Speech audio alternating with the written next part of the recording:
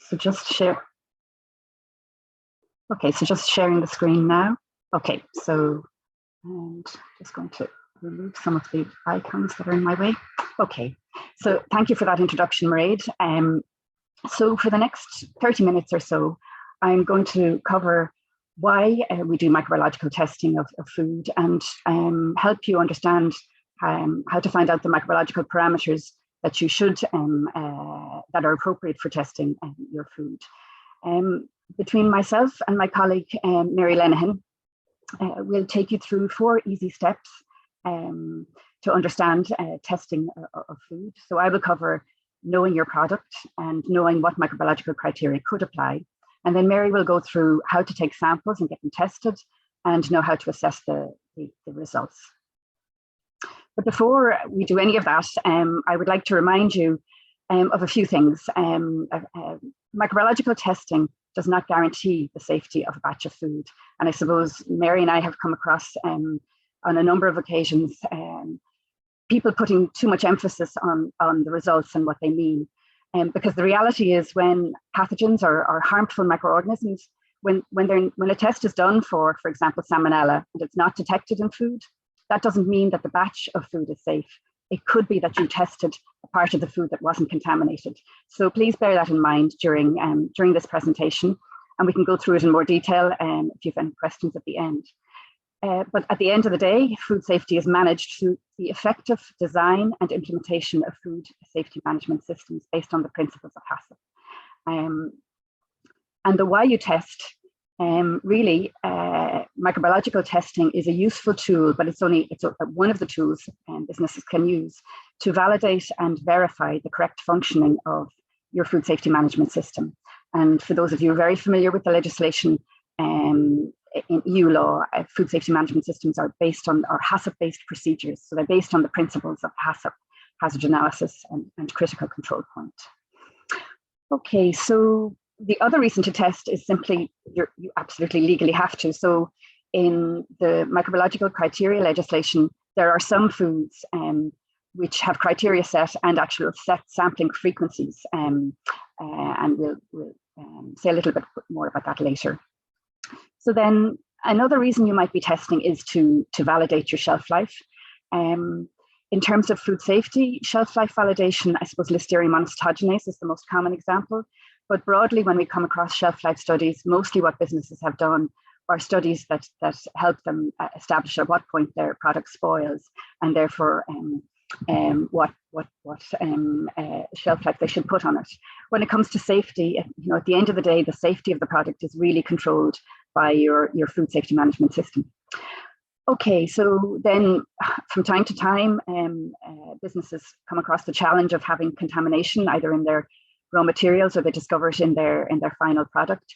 And so the level of testing will clearly increase when they're investigating the cause or the root, when they're trying to identify the root cause analysis, or when they're trying to do the root cause analysis. And then something that has sort of no legal bearing from our point of view, or no legal requirement, but clearly when your customers buy from you, so for example, retailers or caterers who might buy from people, from businesses producing food, they are likely to set customer specifications. And oftentimes those specifications go over and above the minimum legal requirements. And so that's just between you and your customer. So the burning question of what tests should be carried out, well, it really depends on the type of food and the microbiological hazards typically associated with that food. And I suppose that really boils down to the intrinsic characteristics of the food, which I'll go into in a bit more detail later. And included as part of that is how you produce the food, how it will be used, will it be cooked, for example, and also considering the vulnerability of your end consumer. Are you supplying hospitals? Do you have to pay particular care to concerns around Listeria Monocytogenes in ready-to-eat foods if you're supplying hospitals where vulnerable groups are consuming foods? In terms of what tests to do, it also may depend on your reason for testing. So are you doing routine monitoring? Are you verifying your HACCP procedures? Are you investigating an ongoing incident with spoilage or a pathogen? Are you validating your shelf life? Or again, is it the customer specifications? And really, it will depend on whether there's legal criteria set. So this is the key piece of legislation, Commission Regulation 2073 of 2005. But for those of you familiar with that legislation, you'll be aware that it has a limited number of food categories and microbiological parameter combinations to test for. So for example, it doesn't have salmonella in all ready-to-eat foods. It has them in certain ready-to-eat foods. It does have Listeria Monocytogenes in all ready-to-eat foods. But for those of you who are producing ready-to-eat foods for which there isn't a salmonella criteria, you still must make sure that salmonella isn't in your food if it's possible that it could be in your raw materials. So you may well need to test depending on the assessment you do.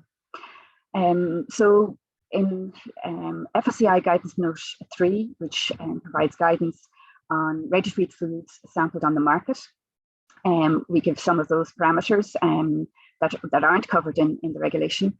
And for those who need to sort of dig a bit deeper into what's relevant to their particular food, and they're not finding it in best practice or industry guidance, really the ICMSF, the International Commission for the Microbiological Specification for Food, has a series of books on sampling and on identifying appropriate microbiological criteria and sampling plans. And that really is the go-to for us when we get tricky queries. And also the Institute of Food Science and Technology in the UK has some quite useful guidance as well. So the links are there, and for you to see at the bottom here, for you to have that as a resource. Okay, so moving into the main part of the presentation, the testing in 4 easy steps. So the first thing is you have to know your product. And what that really means is describe it in detail. So think about all the ingredients you're using and the specifications you may need to have with your supplier for those ingredients.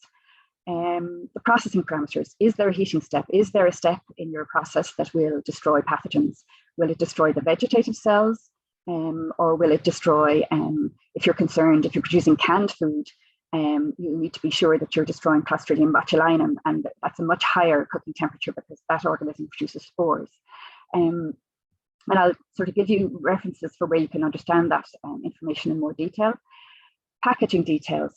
Are you packaging in modified atmosphere packaging? So some organisms like a lot of oxygen when they're growing, others like a minimum amount of oxygen or are very sensitive to it. So is your product vacuum packed where most of the air is removed? Or have you added gases? And all of those will influence what microorganisms can grow. And then, of course, are you producing a ready-to-eat food or not? So, for example, are you providing cooking instructions to the consumer on your labels? And have you validated those cooking instructions to ensure they will destroy any pathogens that could be present? In terms of shelf life declaration, Mary will go through that in a bit more detail, but it may be that you need to do testing to determine whether or not you need a use by or a best before date. And then the storage conditions. Is your product chilled, frozen, or ambient? And I suppose one thing to remind you about the chilled and frozen. So for example, there are some foods that grow at refrigeration temperatures, like Listeria Monocytogenes. It will grow slowly. So ready-to-eat foods with long shelf lives that are stored in the fridge become unsafe over time if there was a risk that Listeria might be there in the first place. And then with frozen foods, something to just remind you, while freezing can damage some microorganisms, actually, unfortunately, with the majority of them, it preserves them as it preserves foods and the nutrients in food. So freezing isn't the friend of microbiologists in terms of destroying pathogens. Okay, and then any other relevant details. So something just to remind an Irish audience, private wells, if badly managed, if badly sourced, can be very problematic. So you may need to be doing extra testing, or unfortunately, you may be in a part of the country where the public system is having problems. Okay, I've mentioned Listeria Monocytogenes a number of times, and certainly for it, and also for some of the salmonella criteria in the legislation, you will need to be very clear whether you're producing a ready-to-eat food or not. And while that might seem obvious, we found it necessary to produce a decision tree to help businesses be really clear on whether or not their food is ready to eat. So for example, just at a very high level, baked beans, a can of baked beans, you could eat those without reheating them. The reheating step that you're doing isn't going to destroy the most heat-resistant microorganism, which would be Listeria Monocytogenes in terms of the vegetative cells, those not in spore form. This decision tree, I won't go through it in detail in this talk, but the FSAI guidance note number 27 goes through this in detail and is a very useful reference for understanding that better. So getting down to more detail now and how you actually understand your food, how you know your food. I would say that we typically talk about two types of characteristics, the intrinsic characteristics and the extrinsic. In terms of the intrinsic, the background microbiological flora that might already be in your raw materials, will they be there in the end product? Will they help control pathogens, or will they create an environment that allow pathogens to grow? Or will pathogens be a part of that microbial background? So the microbial quality of your ingredients are critically important. The final pH of your product, but actually also the pH or the acidity of your product over its shelf life. So for example, a food like cheese has a criteria in the legislation to test for Staphylococcus aureus at the time during the cheese making process where it is most likely to be detected, because it does tend to decrease in number. But the problem there is you will find that it can produce, if it reaches high enough number, it can produce it can produce a toxin that can survive in the food. So Listeria Monocytogenes is a big concern in some mold-ripened cheeses and soft cheeses, where the pH of the surface can change and become a more favorable environment for Listeria to grow, maybe sometimes then by comparison to the core of the cheese. So one of the things, just to reiterate, pH can change over the shelf life of the product and actually through your product matrix. And water activity similarly can change. So the water activity of a salami, for example, will be quite low. And for those people who produce salamis that are not heat treated, the water activity will be one of the really critical steps, making sure you get that quite low, or as low as possible, or as low, sorry, as you identify as being critical for the safety of your product. Some products are preserved using additives such as nitrites or nitrates. So if you have a preservative in your food, you need to, you can take that into consideration as to whether or not you need to test for a certain type of microorganism.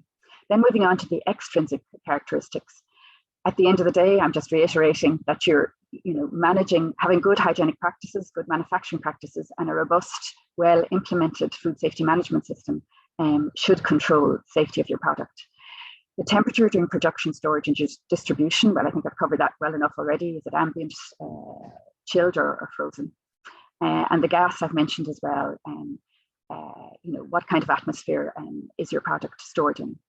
The type of packaging might have an influence, and then you definitely need to consider consumer practices. So that outbreak of frozen corn that happened across Europe a few years ago, the manufacturers of those frozen corn and the other mixed vegetables didn't intend for those products to be consumed raw. They were intended to be cooked, and so that those businesses weren't adhering to the Listeria Monocytogenes requirements that a ready-to-eat manufacturer must adhere to. So consumers also often change their practices. And so, for example, we see people using a lot more raw foods or sort of wanting to eat in a healthier way. And that's potentially one of the things that was behind that outbreak. People, not reading labels, which is another problem for manufacturers. You do go to the effort of doing your due diligence, identifying how your product should be handled, but consumers don't necessarily always do what you expect them to do. So you do need to anticipate some of that within reason. Okay, so we've talked about the parameters roughly, or we've we've described parameters that influence the survival and growth of specific organisms in foods. And this reference, FSAI Guidance Note 18, Table 6, goes through minimum and optimum and maximum temperatures, pH, water activity, salt concentration, the gas atmosphere, and so on, and gives some, although there are a limited number of examples of typical foods. So that's an extremely useful reference if you want to identify what might be relevant to test for. The other thing, just before I leave this, is to remind you that a combination of factors in your food could result in multiple hurdles that ultimately ensure that your food is safe from pathogens growth. So an example might be a pH and a water activity combination. And those of you familiar with the legislation will know that there's footnotes associated with Listeria Monocytogenes that explain either the minimum pH or the minimum water activity, or then the combined minimum pH and water activity, which are higher. Okay, so then how do you go about identifying what you should be testing your food for, so really it's a bit of legwork using your laptop, starting from Google, leading you to scientific literature, looking obviously at websites like our own for guidance. And so we have a section on microbiological criteria, which Mary will take you through. And then research institutes and professional food industry bodies may be able to help you, and international organizations. Okay, so moving on to identifying or trying to decide what criteria would apply. And just I'm going to give a brief recap. I've mentioned this already, but the principal criteria that we talk about are the legal criteria, and the principal piece of legislation is this Commission Regulation 2073 of 2005. Although there are some other pieces of legislation, for example, there's criteria associated with raw milk in the Hygiene Legislation, Regulation 853. And there's bottled water legislation where they have specific criteria. Okay, so then the guideline criteria, I've mentioned FSAI's guidance note number 3, and then the consumer specification. So I'm not going to go through the text here in detail. This information is here for your reference. I am just going to go through food legislation in a very quick whistle-stop tour. Specifically, I'm going to look at the general food law, the hygiene legislation, and then how the microbiological criteria legislation stems out of that. So in terms of the general food law, this is Regulation 178 of 2002.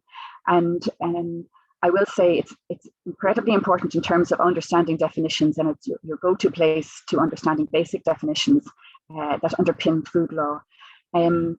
That legislation obliges you, the food business operator, not to place unsafe food on the market. And while it's obvious, it is stated in Article 14. Unsafe food is defined as both food that would be injurious to health or also unfit for human consumption. And when assessing if something is injurious to health or unfit, you and the competent authorities need to take into consideration looking at normal conditions of use by the consumer, the stage of production, processing, and distribution the food is at, and information provided to the consumer. So all of which I've mentioned already. Okay, so then the hygiene legislation itself, there's two key pieces of legislation. There's Regulation 852, which applies to all food businesses, and then 853, which applies to businesses producing foods of animal origin. And then with 852, there's general requirements at farm and at business level. These general requirements you might hear us refer to as prerequisite requirements, or PRPs for short. And then specific requirements. So in the specific requirements, it is expected that maintenance of the cold chain will be observed by all businesses along the food chain. There's reference in 852 to microbiological criteria, and then the specific legislation where these criteria are outlined is Regulation 2073. But as I said, with bottled water, there's other legislation. And then sampling and analysis. So these specific, well, they're called specific hygiene requirements. I will say they're kind of general. They're a general catch-all. And especially when it comes to the microbiological criteria, you then need to go to other pieces of legislation to actually find the details. Okay, and then just to give you a sort of a picture of where the microbiological criteria apply, I'm not talking about animal feed in this talk, and these criteria, this regulation applies to foodstuffs, not to feed. But Regulation 178 applies, it's the green line here, applies to all stages before consumption. So the microbiological criteria and the legal criteria in 2073 apply from primary production through to retail and catering. So whichever stage of the food chain you're at, you do need to double check whether there's a criterion in that legislation that applies to your business. And then here, the first thing to say is in a lot of our guidance, you'll see us abbreviating food business operators, which is effectively the legal owner of a business or the person legally responsible in a business, to FBO. So what the legislation says is the FBO must take measures as part of their procedures based on HACCP and GHP or the PRPs to ensure microbiological criteria are met, and that's Article 3 of that legislation. And then FBOs shall test as appropriate. So this is the tricky one for you, and we get asked a lot, what is appropriate? We have some tools for you to assess when it's appropriate to test. When you're designing your food safety management system, you may really want to validate using the tool of microbiological testing. And when you're operating your food safety management system and producing food, periodically you may want to verify that the procedures are working correctly. And this legislation all the time goes back to your food safety management system. I just pause here just to remind people about the differences between these two. Validation is obtaining evidence that the food safety management system is effective, whereas verification is checking that the validated system is actually being implemented correctly. Okay, so this slide is just showing you a snapshot from the legislation, and there's just a couple of things I want to cover here. The first is the reference to the microbiological criteria. So they're all contained in the annex to the legislation. It refers to process hygiene criteria and food safety criteria. And again, Guidance Note 27 will explain, will guide you through this legislation in great detail. I also want to just take a tangent here and just to help you in understanding legislation.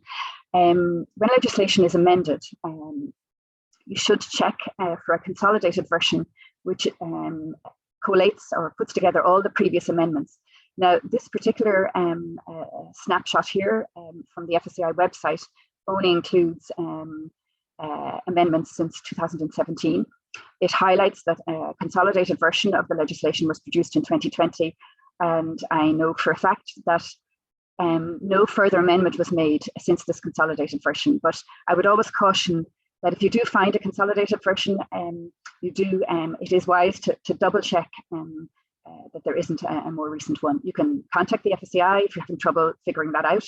And for those of you who are more proficient with legislation, EURLEX website is where legislation will be published first, and you can check there. So going back to the criteria, Annex 1 lays out in Chapter 1 the food safety criteria, and the majority of those are for ready-to-eat foods, although not all. There are quite a few there for raw meat. Chapter 2 is about process hygiene criteria, and Chapter 3 then are the set rules for sampling and preparation of test samples. So this is a snapshot of Chapter 1. So the first 5 criteria there, you can see the first 3 are for Listeria Monocytogenes and ready-to-eat foods. It then moves on to minced meat and meat preparations intended to be eaten raw, which is common practice in some parts of the continent, and minced meat and meat preps made from poultry meat intended to be eaten cooked. So here this is recognizing that poultry meat has a high risk for salmonella, and even if it's going to be cooked, minced meat and meat preps are products known in the past to have outbreaks associated with them, made from poultry meat, and that's why there's a criteria there for testing for a pathogen in raw meat that is going to be cooked. Looking at Annex 1, when you go to the Annex 1 of the legislation, this is a snapshot, or this is what you will see. Moving on to chapter, so we've covered Chapter 1, the food safety criteria, and as I said, I just showed you the first 5. I think there's 28 criteria at this stage. Chapter 2 on the process hygiene criteria covers the following categories of foods: meat and meat products, milk and dairy products, egg products, fishery products, and vegetable fruits and products made from them. And then it also has in chapter 3, then you have rules for sampling and preparation of test samples. Okay, so in Annex, so that was Annex 1. So moving on to Annex 2, this is really the shelf life studies. So it says, as necessary, FBOs responsible for the manufacture of the product shall conduct studies to investigate compliance with the criteria throughout the shelf life of the food. And really, as necessary, it may not be. When you go through your intrinsic parameters, for example, you may identify, when you go through both your intrinsic and extrinsic parameters, you may identify that that your product will be stable throughout its shelf life. Okay, so testing against the criteria. I'm not going to repeat what's up here, but the purpose of this slide is really, to remind you, those of you who might be more familiar with the older regime of end product testing, is that the principles now are to be proactive, to identify the hazards in your food, to identify ways of controlling them, and then periodically to test. So really, end product testing isn't a fail-safe way of ensuring the safety of your food. And we're now in this more proactive approach with this legislation. To describe in a bit more detail microbiological criteria, typically they define the acceptability of a batch of food, and that would be a food safety criteria, or a production process. And the criteria are usually based on the absence, presence, or the number of microorganisms, or the quantity of their toxins and metabolites. So a toxin, for example, Staphylococcus aureus produces a toxin, or pathogenic E. coli, some of them produce toxins. And metabolites, the example here is histamine, which is produced by some spoilage organisms. Okay, so getting down to the detail of what a microbiological criterion contains, obviously the food, the microorganism, it then includes a sampling plan. So N is the number of samples, and C is the number of samples that can be between the lower limit and the larger limit. The lower limit is the little m, and the larger limit is referred to as big M.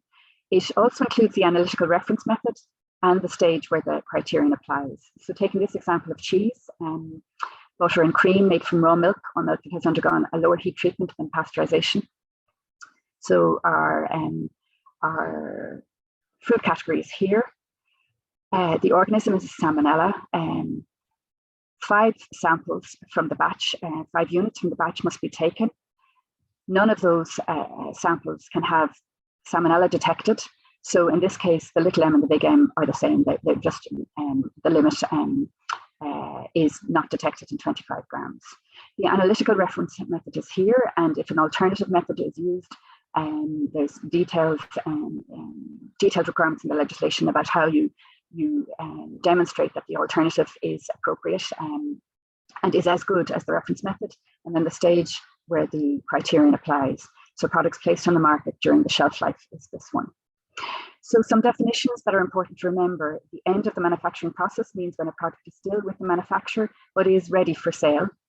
Products placed on the market during their shelf life means products placed for sale when their specified shelf life, within their specified shelf life, be it it's used by or best before date. And then the term placing on the market, there's a definition for this in Regulation 178. It means the holding of food or feed for the purpose of sale, including offering for sale or any other form of transfer where free of charge or not, and the sale and distribution and other forms of transfer themselves. So this first part, the holding of food for or feed for sale, for the purpose of sale. So that does mean that when you've finished either at the end of your manufacturing process and you've produced the food and you're storing it in your premises prior to dispatch, that it is effectively considered placed on the market from the point of view of the food safety criteria in Regulation 2073, where the stage of sampling is placed on the market. Okay, so a few slides on sample attributes and to explain the different sampling plans that you see in the legislation. Basically, we can think of them as a pass-fail or a conforming, non-conforming. And the food safety attributes are typically pass-fail, and the conforming and non-conforming are typically process hygiene criteria. So a little bit more detail in this slide, explaining what N, little m, big M, and C mean. And we've already seen a 2-class sampling plan with the Salmonella criterion cheese, where little m was equal to big M. And here you see an example of both at the bottom here. You can see in this case 5 samples need to be taken for E. coli in meat preparations. 2 of those samples can be between 500 and 5,000, and this upper limit cannot be exceeded. So no sample can exceed the upper limit. So this is a slide to remind you or give you a visual of the guidance that we most commonly refer to. So aside from the legal criteria, sorry. And as I said, the ICMSF book series, book 8 is probably the one that we most typically refer to. Here are examples of just snapshots of, here's guidance note 3.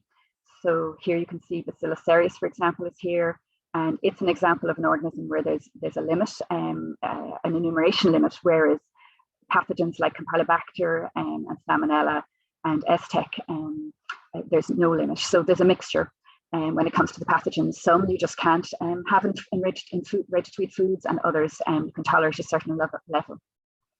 This is a guidance on cooked chill systems, which is very particularly for the food service sector, but some of you might be familiar with it.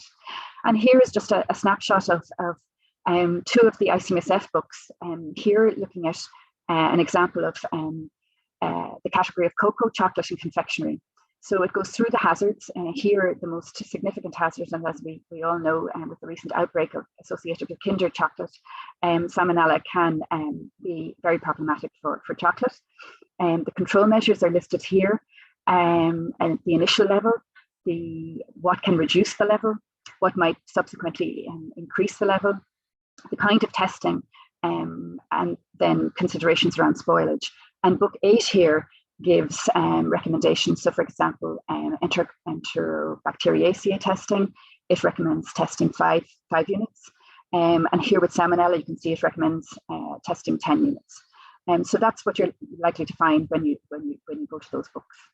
So in summary, you should document the research that you've done to come to the conclusion that you have, whether you're going to test or not test. And these are the resources, the legislation, obviously, national guidance, EU guidance, industry best practice, international guidance, for example, Codex Alimentarius, and obviously published literature is probably one of the first things that will come back when you do a Google search, and especially when you use Google Scholar. Okay, so that's me having covered why and what we test for, and having gone through part 1 of testing in 4 easy steps. So it's over to Mary now.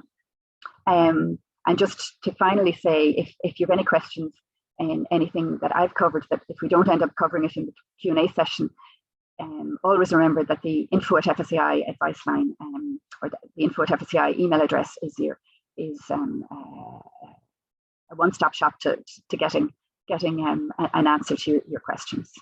Okay, so I'm going to stop sharing and hand you over to Mary. Thanks, Lisa. So I'm just going to share my screen here now. So hopefully you can see that.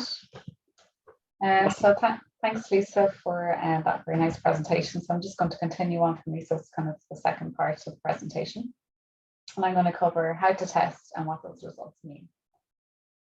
So before I get into the second part of testing for easy steps, I'm just going to mention some points you might need to take into consideration for shelf life testing and environmental monitoring, mostly related to ready-to-eat food. Then I'm going to go into the second part of knowing how to take your samples and get them tested, and then how to assess those results and any follow-up actions you may need to take. And I'm going to finish off the FSAI series presentations, just giving a summary of some guidance and resources you may find helpful.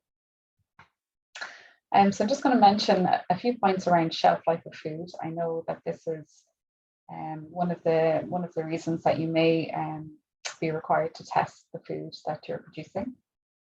So shelf life is the length of time food maintains its quality and its safety over reasonably foreseeable conditions of distribution, storage, and use. This piece of legislation called the Food Information to the Consumer, FIC, it lays down the requirements you need for setting a use by or a best before date on food and how you label that on food. Use by dates relate usually to foods that you need to take into consideration for food safety. These are usually foods that are highly perishable, and they're likely to constitute an immediate risk to human health once that use by date is passed. So it is illegal to sell food once it's gone past its use by date, because that food is considered unsafe under Article 14 of Regulation 178. So these are foods that are more likely to need microbiological testing. A lot of them are falling in under the food categories that Lisa mentioned in Regulation 2073. So you're looking at things like raw meat and fish, a lot of chilled, ready-to-eat foods, things like pre-cut fruit and vegetables, and sprouted seeds. For the other types of food where they're mostly stored at ambient temperatures, they're the types of foods that you're really concerned about food quality more than food safety. So it's a best before date, or referred to in the legislation as a date of minimum durability. And these are foods where you're concerned with their sensory properties being retained more so than, I suppose, food for concerned about food safety. So you're probably focusing more on the spoilage organisms. They're less likely to need microbiological testing from a food safety point of view, but you might want to carry out some testing because of, say, yeast and molds, for example. So you're looking at things at the appearance of the food, the odor, the texture, the flavor. So a lot of these are stored at ambient temperatures. And we're talking about dried foods, canned foods, jarred foods, and some bakery products like bread and cereals. Frozen food has a long shelf life, and these would be a best before. There's legislation to say that raw shell eggs, so hen eggs, they are a best before date rather than use by date. And other things with high sugar content, like jams and jellies and chutneys, for example. So anybody who packages or sells a food that requires a shelf life declaration is responsible for validating and setting shelf life on food. And there's many different factors that will affect the safety of the food. As Lisa described in her presentation, it's around whether the food is a ready-to-eat food or not. What are the intrinsic characteristics? Does it have a low pH, a low water activity? And then the extrinsic characteristics, how is that food packaged? Is there, is it packaged in modified atmosphere gas, so that prolongs the shelf life of the food? And all of these things will lead to a variation in the shelf life. So it's very much on a case-by-case basis. I would say if you're carrying out microbiological testing to validate a shelf life on a food, it would be best to use the worst case scenario for your shelf life study. So in terms of storage temperatures, we know that while the national recommended best practice temperatures for storage of chilled food is less than 5 degrees Celsius, there's potential for consumers for their fridge not to be operating at that optimal temperature. So you may need to take into account some form of temperature abuse. So this is accounted for in the legislation under taking into account reasonably foreseeable conditions of distribution, storage, and use. For pH or water activity, if you have some information on the pH of different batches of your food, is there variability within the pH in that batches that you make? And if there is, use the worst case scenario, so the highest pH for that food when you're carrying out your tests. I'm not going to go into shelf life in detail today, but we do have our FSAI guidance note 18, which gives you a very logical step-by-step way to determine and validate the shelf life of food. And it's not unlike the process that we've described today. I will be giving a breakfast bite for the Food Safety Authority of Ireland on the 20th of September. So you can sign up to our events and you'll be notified when that's going to happen. And I'll go through shelf life in more detail on that day. I would like to mention, and Lisa has mentioned it already, in Commission Regulation 2073, Annex 2, it does say that as necessary, the food business operator responsible for the manufacture of the product shall conduct studies to investigate compliance with the microbiological criteria throughout the shelf life of the food. So in particular, this applies to ready-to-eat chilled foods that are supporting the growth of Listeria Monocytogenes. And these are laid down, usually foods that are come under food category 1.2 in the regulation.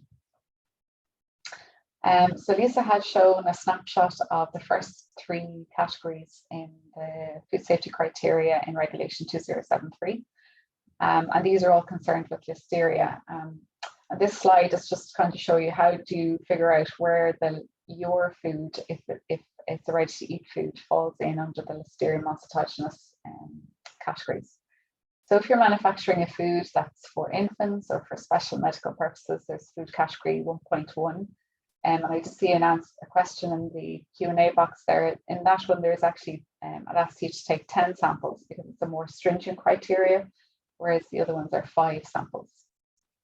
Then there's, Lisa had mentioned, you know, in Regulation 2073, a lot of the detail is in the footnotes. And when you're looking at that criteria, and if there's any food categories that are relevant to the foods that you are producing, make sure you take into account any footnotes that you might have to comply with as part of that legislation. So footnote 8 lays down certain criteria for knowing whether your food is automatically a category 1.3. So these are ready-to-eat foods that cannot support the growth of Listeria Monocytogenes. So this could be a shelf life, a ready-to-eat food with a shelf life of 4 days or less, written in the legislation as the less than sign 5 days. If your food has a pH of less than or equal to 4.4, if it has a water activity of less than or equal to 0.92, or as Lisa mentioned, if there is a hurdle and you have a combination of a pH of less than or equal to 5, combined with the water activity of less than or equal to 0.94. And there could be other foods that fall into that category subject to scientific justification. So an example is a frozen food. So Listeria Monocytogenes will not grow, but it will survive in a frozen food. And so the food, while it remains frozen, would fall under category 1.3. If you had instructions on that food, so say for example, it was a frozen cheesecake, and you had instructions on it that you can defrost the food and consume within 5 days, then that defrosted food would potentially fall into category 1.2 because the shelf life is 5 days.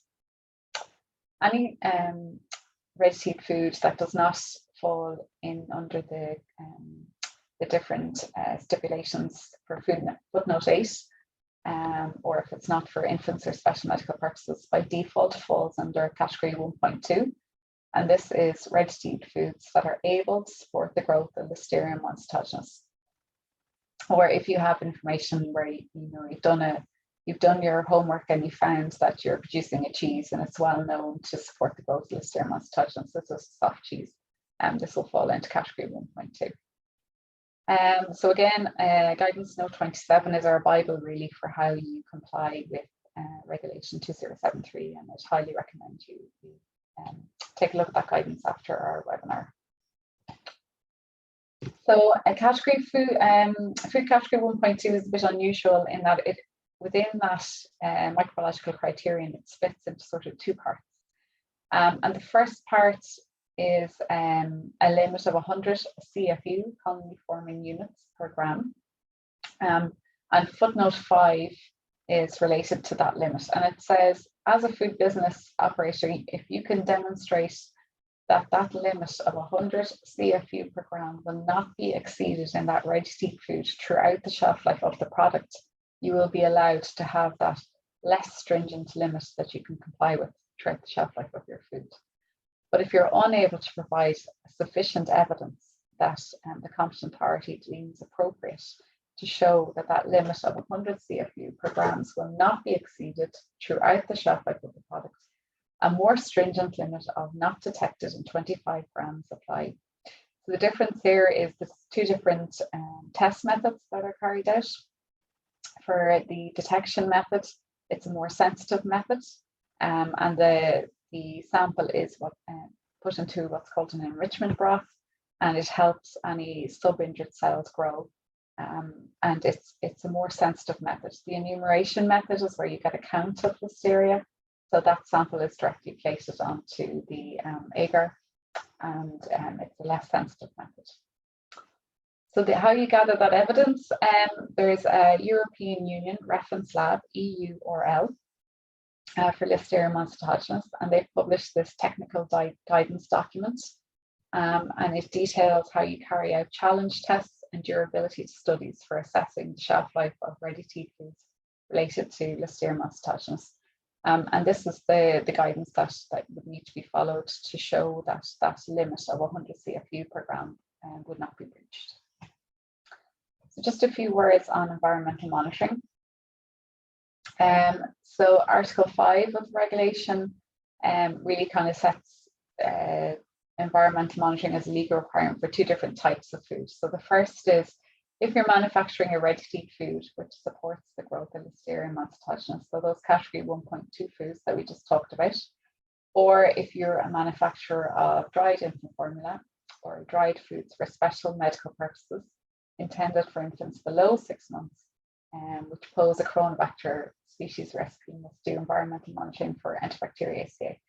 So I would imagine most of the people who are participating in the webinar today would fall in under the first requirement. So if you are manufacturing ready-to-eat food which supports the growth of Listeria Monocytogenes, you must do environmental monitoring for Listeria Monocytogenes. So we would recommend that you follow, again, the EURL, the European Union Reference Lab, Listeria Monocytogenes guidelines on sampling the food processing area and equipment for the detection of Listeria Monocytogenes, where that details how you take your samples and all the different equipment you might need, for example, and where you should take them from. If you do find Listeria Monocytogenes on a food contact surface or a non-food contact surface, this FSAI publication, The Control and Management of Listeria Monocytogenes in Food, will give you information on what corrective actions you need to take out or carry out. I know that some of you may also carry out environmental monitoring for to check the efficacy of your cleaning and disinfection processes in your food processing environment. So I'm not going to mention that today, but that might be another type of environmental monitoring that you may want to carry out. I think Una might be touching on that in her presentation today. So I'm going to move on to the second part of the testing in 4 easy steps. So Lisa covered knowing your product and what criteria might apply. So now that you've gathered all of this information, you're at the halfway point and it's time to stop and think. And on the basis of everything that you have gathered, really think about, is microbiological testing required for your product or products? And this will be based on all of the things that Lisa described, so the type of food, particularly if it's a ready-to-eat food. Does it have any intrinsic or extrinsic characteristics that will prevent or limit the growth of bacteria?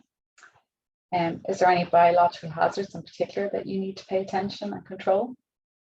Are there any legal criteria you need to comply with, or is there any guideline criteria? Are you testing because you want to validate the shelf life of your food, and that could be for food safety reasons or potentially for food spoilage reasons? Do you have to carry out environmental monitoring? Or have you agreed something outside of these points in your customer specification that goes above and beyond what you need to do legally and that you need to comply with as part of your agreement with the customers you're supplying? I'm going to give 2 examples here. So in the first example, we have Martin, and he is a small food business owner, and he produces kimchi and sauerkraut, so fermented plant-based products. He sells about 20 jars of these each week at his local farmers market, and they are ready-to-eat plant-based foods. he's done some research and he knows that there can be some biological hazards associated with these foods. Clostridium botulinum, because they're a jarred food and there's an anaerobic environment. Listeria Monocytogenes, because they're a ready-to-eat food. He knows there has been some issues with salmonella and Shiga toxin producing E. coli or STEC in contamination on the fresh produce that he uses as ingredients, so potentially that could be a problem. But from his research, he's also found out that if the foods are fermented properly under good hygienic conditions, they have a good history of microbiological safety. And this is really down to, during the fermentation process, the pH of those products lowers to below 4.2. Usually for a lot of them, it's around sort of 3.5 up to 4. And this prevents pathogens growing if they're present. So on this basis, he has determined that he does not need to carry out microbiological testing on his products. And instead, he's going to monitor the pH of every batch of the products that he makes as a critical control point. And he has set the critical limit at less than or equal to 4.2. We recently published Guidance Note 37. We recognize that there's been a big increase in the production of these kind of fermented plant-based products. And this guidance goes through the HACCP-based procedures that you need to bear in mind for the different types of products. And everything that Martin does, he makes sure he documents and keeps it as part of his food safety management system. In our second example, we have Sheila, and she already owns a big business, a big food manufacturing business that manufactures a lot of different types of products. And they've recently decided to go into a new manufacturing line, and this is for salami. In her product specification, she has recognized that this is a raw, ready-to-eat fermented meat product, and they're producing a lot of it and they're distributing it nationally. From her research, she knows that Listeria Monocytogenes, salmonella, and STEC could be potential biological hazards. And she also knows there's been some occasional outbreaks linked to fermented meat. And she knows that there are some legal criteria, micrological criteria that apply, and also some guideline criteria she can use. So she has determined that yes, she needs to carry out microbiological testing, and she has identified in Regulation 2073 Listeria Monocytogenes. So if she has pH or water activity in information, and that AW is the symbol for water activity, if she has no information, it'll fall into category 1.2 by default. If she has pH and water activity information and they comply with the conditions in footnote 8, it could potentially fall into category 1.3. So there's a less stringent limit there of 100 CFU per gram. She's also identified as a raw fermented meat product, ready-to-eat meat product. Salmonella needs to be tested for under category 1.8. And in the Guidance Note 3, she's identified criteria for STEC under the pathogens in Table 1 and Enterobacteriaceae as a hygiene criteria in Table 4. So we also have Guidance Note 33, and this is good manufacturing practices for the production of ready-to-eat raw fermented meat products. So she's going to follow that. And everything that she does, again, documented and kept as part of her food safety management system.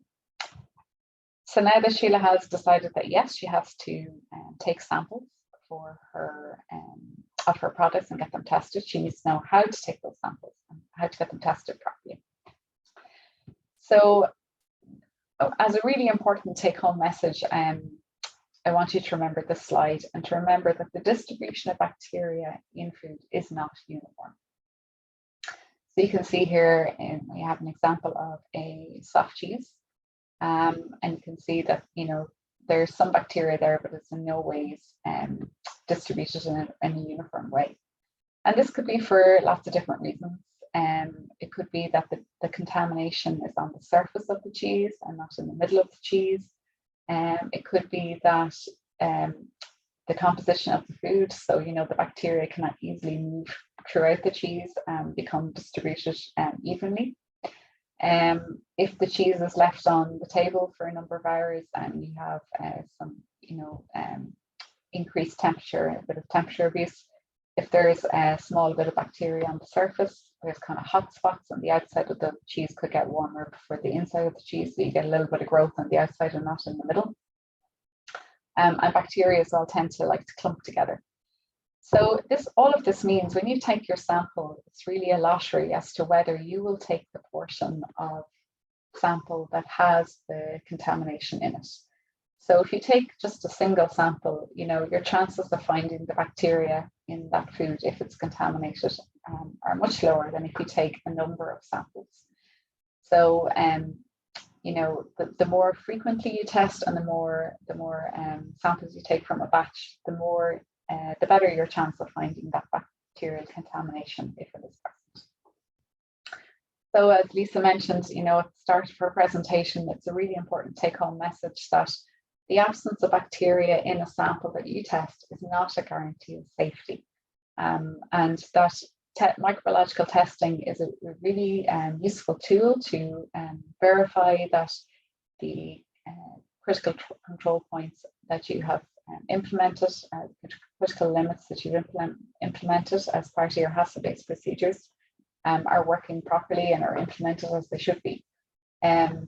But you can only make conclusions on the sample portion that you've tested as to whether that batch is contaminated or not. So if you, in this example, if you'd only taken the first sample on that piece of cheese, you may have thought, you know, the rest of the cheese was contaminated, but you just didn't pick it up in sample number 1. Of course, you cannot test 100% of the batch that you are manufacturing. So it's really a compromise between food safety and what's commercially viable. So the more samples that you test from the same batch, the higher your chance or the higher the probability that the contamination will be identified. And a lot of the microbiological criteria have worked out for you already how many samples to take, and that will give you the best chance of finding the bacteria in the food should it be present. So when you're taking your samples from a batch of food, you need to take them in a way that's representative of the batch. So a batch of food is a quantity of food that's manufactured under the same kind of characteristics, and it's really up to the food business operator to determine what constitutes a batch of their food. And Guidance Note 10 gives some guidance on that, how to determine the batch of food and some information on product recall and traceability. So for some food business operators, you might, if you make a lot of products, it might be, you know, one particular product and you have an hour's worth of production of that product, and that's a batch. For some other food business operators, they don't make so much food, it might be 1 day's worth of production. So it's really up to the food business operator to kind of determine what makes the best sense for them in terms of a batch. When you're taking samples, you need to take them from a single batch, so that you can come to a conclusion about the contamination in that batch. Take them at random and try to spread taking the samples throughout the batch. So you might take some from the beginning, some from the middle, some from the end. You may also have a sampling rota, so you try to cover every possible combination of factors that could potentially contribute towards contaminating your food product, so that you have the best chance of identifying the contamination if it's there. So you know, make sure that you cover different days of production. If you have different food products, you need to test all the different products that you make, or if you make them on different production lines, in case there's a problem with production line 3 and you always take your samples off production line 1, you never find the problem with production line 3. Equally, staff changeovers, it's good to try and cover that, you know, where maybe some staff are better trained than others. So just try and cover know your process and try and cover everything that could potentially contribute towards contaminating your product. As I mentioned, the microbiological criteria indicates how many samples that you should test. So in Regulation 2073, for most of the criteria, you're required to test 5 samples per batch. Some of them might require more if it's more stringent criteria, like category 1.1 asks for 10 samples to be tested. We sometimes refer to taking 5 samples as a batch sample. In guidance note 3, this is for single samples, and that's because guidance note 3 was really written mostly for the monitoring and surveillance of ready-to-eat food placed on the market, and it's used by our official control inspectors for when they take samples of food placed on the market as a random check to see if there's any contamination. And when they're taking samples placed on the market, it's very hard for them to get 5 samples from the same batch. So I suppose it's a compromise in terms of what's practical for them. But if you're using guidance note 3, you may choose to take more than 1 sample, knowing that the more samples you take from a batch, the more likely you are to find contamination. Regulation 2073 does permit reduced sampling numbers for the criteria, but this must be agreed prior to this with the competent authority, and it must be based on the evidence of your HACCP-based procedures being effective and your historical data. In FSAI guidance note 27, we would recommend that if you are looking at reducing sampling, that you look to reduce sampling frequency rather than sampling numbers, because the more samples that you take from a batch, the higher your chance of finding contamination if it's there. As Lisa mentioned, there are some set sampling frequencies for some food categories, and these are set down in Chapter 3 of the regulation, and they're mostly for meat-related products, so the carcasses of cattle, pigs, sheep, goats, and horses, and some meat preparations, poultry, and for sprouts. If there's no set frequency for the foods that, for the relevant food category for the food that you're producing, as a food business operator, you're supposed to determine the frequency of testing based on risk assessment. So this will be where you're taking into account the biological hazards of the food. Is there a vulnerable end consumer? Is it a ready-to-eat food? What type of food business have you got? In a large business, small business? Do you have to carry out environmental monitoring? Do you have a good food safety management system in place? So again, guidance note 27 will give you a lot of guidance on that. The legislation also lays down a reference method in Annex 1 that you should use to test these products, but you may use alternative methods, and the conditions for that are laid down in Article 5.5.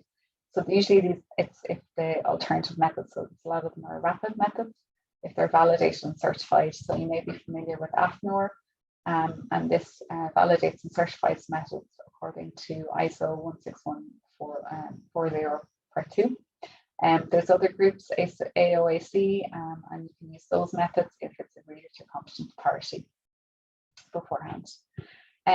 We have this guidance. It's just a fact sheet really on how to assess if a lab is suitable to test the foods that you need to get tested. So we would always recommend that they are accredited to the Irish National Accreditation Board, INAB accreditation to 17025. And if you go through that fact sheet, it'll give you some important things you need to take into consideration when you're getting your samples tested. Just to mention, sometimes you might see different bacterial names used on a lab report. So a typical one is ACCs or TBC or TBC. So these are all the same thing: aerobic colony count, total viable count, or total bacterial count. So it's a generic test that counts the total number of bacteria in a food, but it doesn't differentiate between the different types of bacteria. It can be a useful indicator in terms of microbiological quality. So, you know, if you have high counts of ACCs, it might be indicating quality issues or poor temperature control. But because you can't distinguish what that type of bacteria is, it doesn't go beyond that. Just to note, it's not suitable for any kind of fermented foods, where you might have purposely added a starter culture because, of course, you've added bacteria to those. So guidance note 3 gives you some ACC limits for ready-to-eat food when they're placed on the market.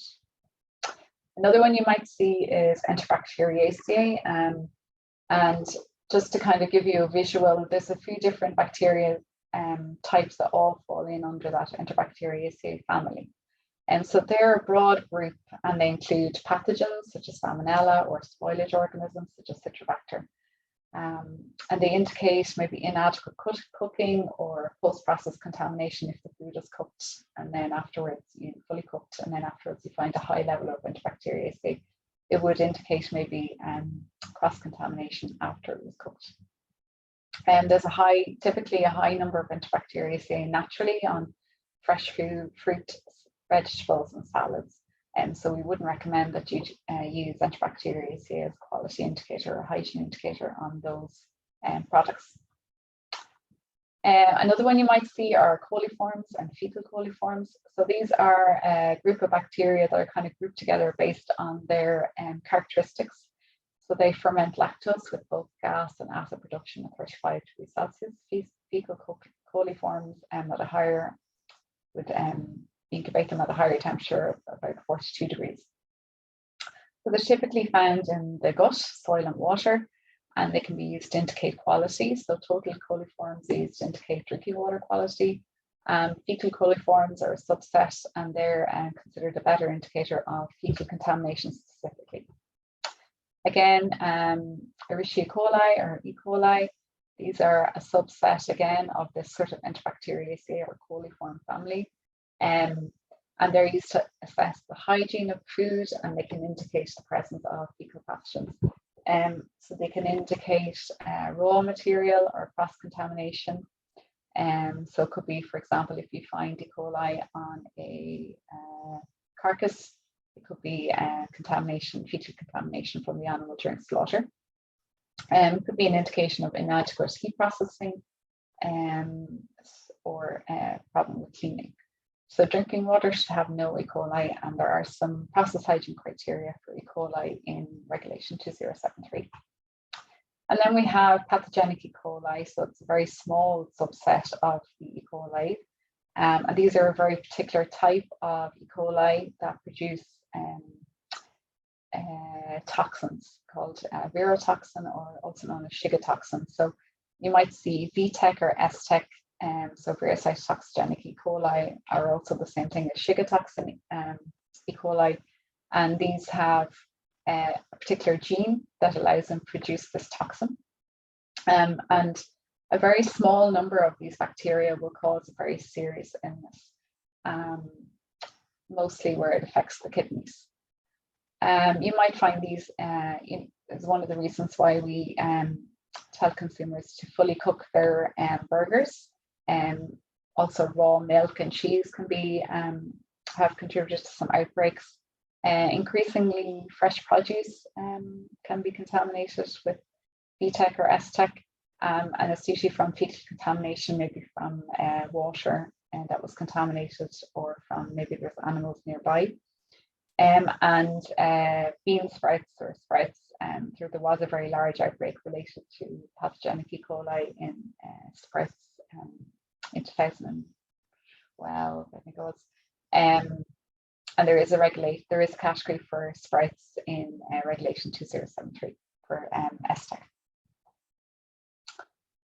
So just moving on to how to read a microbiological lab report. So when you send off your samples, they get tested, and then you get a lab report back. There's generally 5 different main results types that you may see on a report. So detected or not detected in a certain quantity of food, so in grams or milliliters. Secondly, a specific test result, so it could be 100 CFU, colony forming units per gram or milliliter. A less than result, so a less than 10 CFU per gram result. A log result, or it might be written in scientific notation, or a greater than result. And just to mention that a decimal dilution, so sometimes you may see, in the very high amounts of results, if the lab expects the number of colony forming units in a particular sample to be high, they will need to dilute the sample so that they can get a result on their agar plate when they plate it out. So they do this, it's called a decimal dilution. So it's usually maybe 1 mil of, or 1 gram of the food into 9 mils or of a diluent, usually some kind of a buffer. So when they carry out a dilution, then they have to, if they get a count on an agar plate, they have to multiply back up by that dilution factor.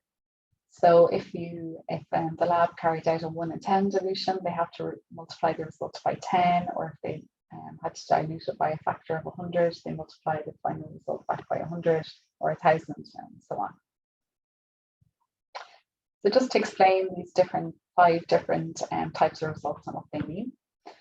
So for the first one, the detected or not detected, as I explained, it's the most sensitive test method. So that particular sample is enriched to give any sub-injured cells the best opportunity to grow. And the result really means either the bacteria was found or was not found in that food portion that was tested. So generally it's 25 grams, sometimes you might see 10 grams, depends on the microbiological criteria. For the second one, it's really a specific number of colony-forming units have been found on the Petri dish or the agar plate per gram or mil of food tested. The third one is where you have a less than result. So this indicates that there are no colonies growing on the Petri dish at the decimal dilution plated. So if you remember, sometimes labs have to dilute the sample to get a result. They may not find any colonies growing on the agar plate. And in this case, it's usually due to the limit of detection for the method. So at less than 10 CFU per gram, that's the limit of detection. So that means that there are no bacteria growing on that plate at 10 CU, 10 colony forming units or above, but there could be bacteria present below that. So it could be 9 CFU, 8 CFU, up to 1 CFU. But it just was, they weren't able to detect it at that limit. So if you were constantly finding, your lab were finding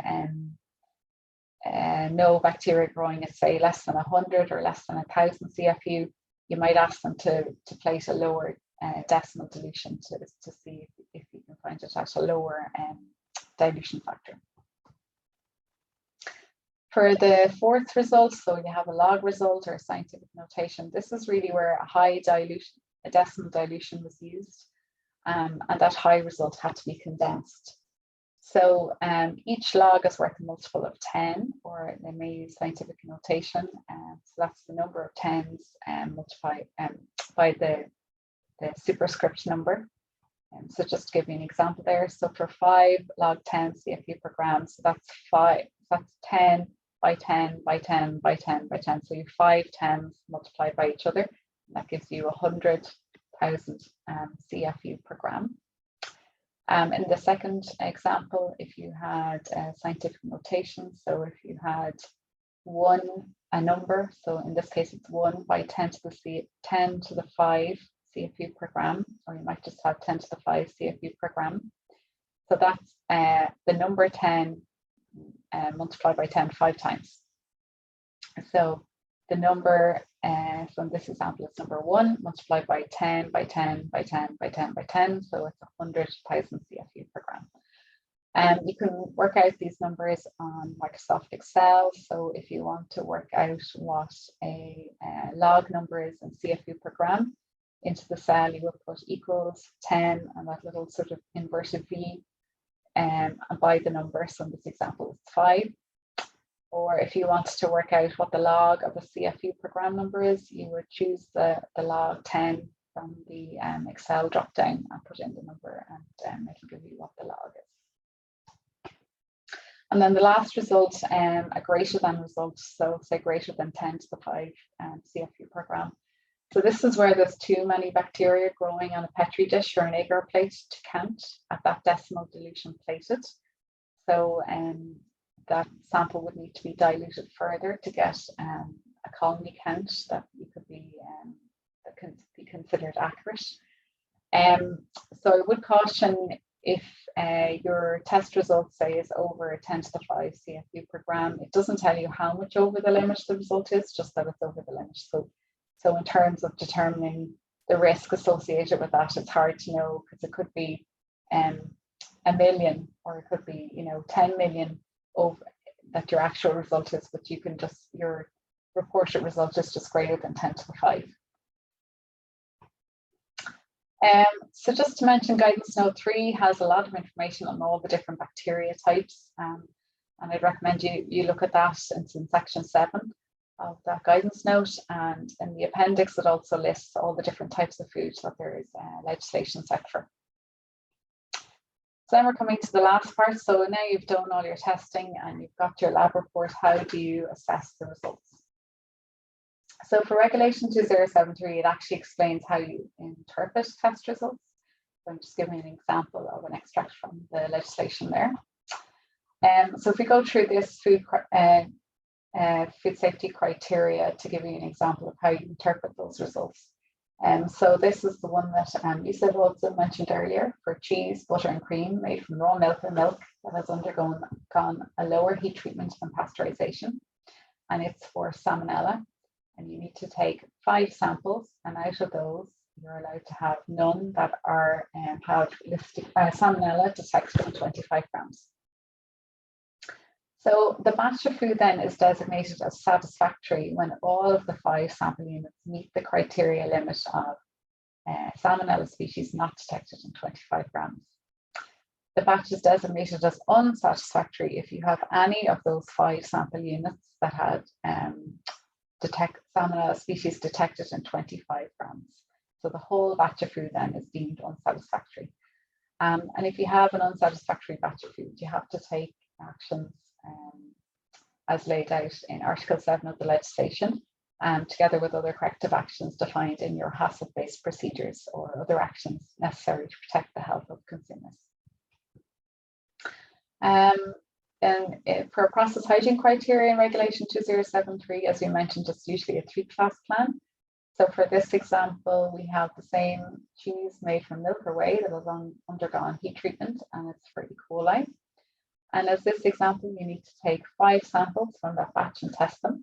And you're allowed to have a maximum of 2 samples that are between the limits of small m, 100 CFU per gram, up to big M, 1000 CFU per gram. So all of the batches designated as satisfactory if all of those 5 samples that you've taken have a test result that is below the limit of 100 CFU per gram. The batch is designated as acceptable if you have a number of sample units between the lower limit, so 100 CFU per gram, and the upper limit, 1000 CFU per gram, does not exceed the number C, so 2 in this case in the annex. So if you had 2 samples that were 110 CFU and 120 CFU, and the remaining 3 samples were 80 CFU, your sample batch would be designated as acceptable. If you have any test result that is above the upper limit of 1000 CFU, so big M in this case, the batch of food is considered unsatisfactory. So if you had any of those 5 test results that were at 2000 CFU per gram, that whole batch would be considered unsatisfactory. Or if you had taken 5 samples and 3 of those were between 100 and 1000 CFU per gram, because the number C, number 2 has been exceeded, that batch will be considered unsatisfactory. So for the process hygiene criteria in Regulation 2073, at the end of that table, it gives you the action in case of unsatisfactory results. So it's usually improvements in process hygiene and selection of raw materials. For any unsatisfactory results for food safety criteria, it's Article 7 lays down what you need to do, but also in Guidance Note 27, we give some information. So usually to notify the competent authorities. And then if the batch of food has reached the consumer, you may either need to carry out a recall. So that's when the food has gone as far as getting on the shelves and it's reached consumers. Or if it hasn't yet reached retail level, you may be able to carry out withdrawals. So it's just where you notify your customers that it hasn't actually gone on to the public. You need to carry out corrective actions, so these should be defined in your HACCP-based procedures and any other actions necessary to protect the health of consumers. You need to carry out a root cause analysis to try and find out why were these results unsatisfactory. And you need to kind of assess what, when you find out why did this happen, Is there some weakness maybe in your HACCP-based procedures that allow this to happen? And is there some controls that you can put in place to prevent it happening in the future? So Guidance Note 27 will give you information on these actions. Article 9 of the regulation also requires that you trend your test results. And I suppose this is to get the best value out of all of the testing that you might be carrying out. You can see in this example, it's for the cheddar cheese, so the food safety criteria and the process hygiene criteria that I just went through. So the process hygiene criteria, they've plotted the results of the Coli test, and so they're taking 5 samples each time. And on 2 occasions, they've noticed that some of those samples are approaching the upper limit. And it's at this stage, so it's not unsatisfactory, but it's approaching unsatisfactory. So the food business operator sees this trend and tries and finds out why is this happening and takes their measures to address this. So Guidance Note 3 also gives you a number of tables that details the actions you need to take if what's called a borderline result, which is the same as an acceptable result in Regulation 2073. So it's not unsatisfactory, but it's not satisfactory, it's in the middle. Or if your pathogen or your hygiene indicator is unsatisfactory. We briefly mentioned customer specifications. So you may have an agreement with the customers you're supplying about test parameters that you test for, how often you test for them, and what the limits are. Customers may require a more stringent limit for certain bacteria, maybe to what's in the legislation, and they can do that if they wish, as long as you agree to it. They may require you to supply them with sorts of analysis to prove that you've been testing. And you may have to agree with them actions that you take if those limits are breached. So just to summarize, I suppose, myself and Lisa's presentation.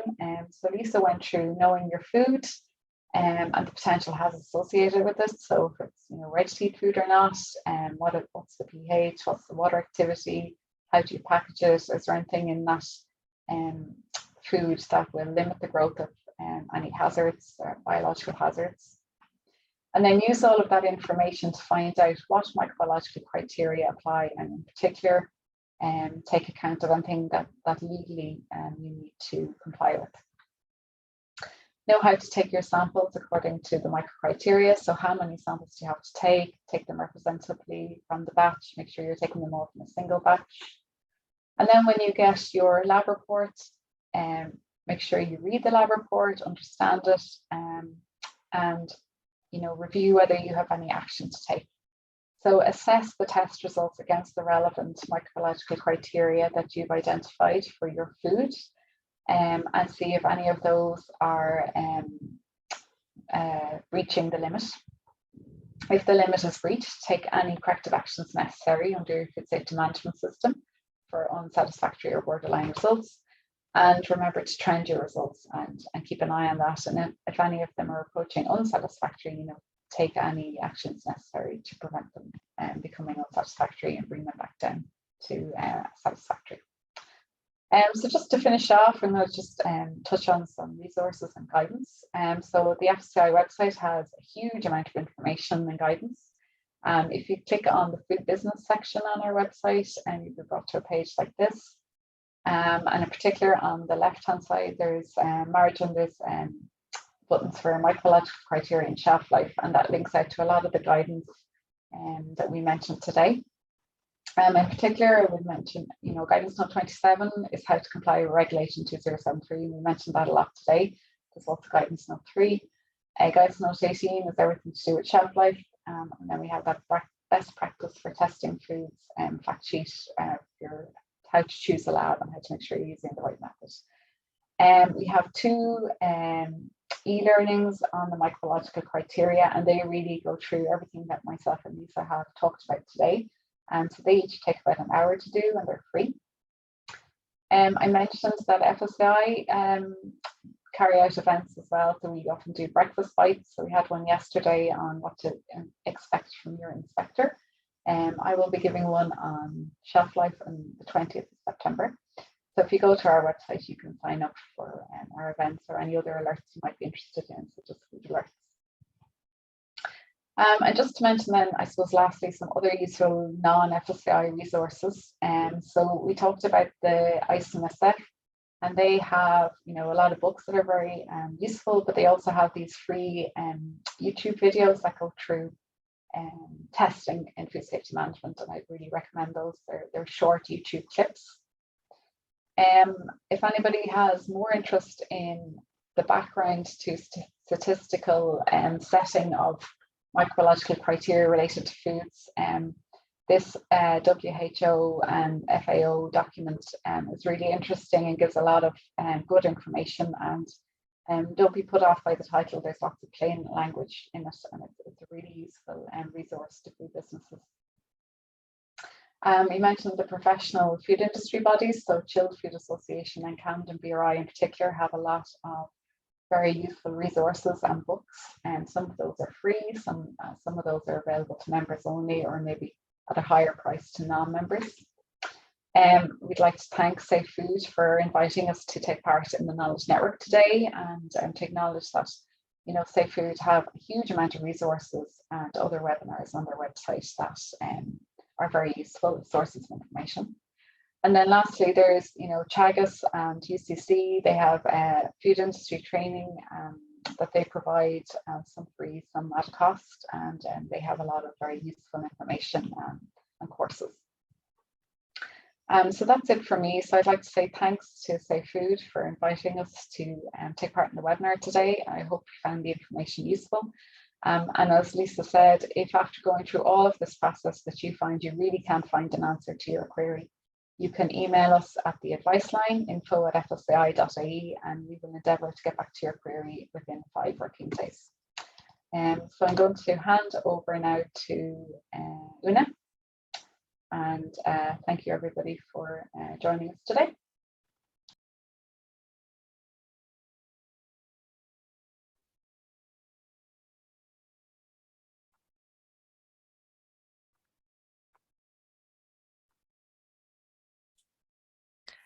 Mary, I wonder if I could ask you to stop sharing your screen there. Okay.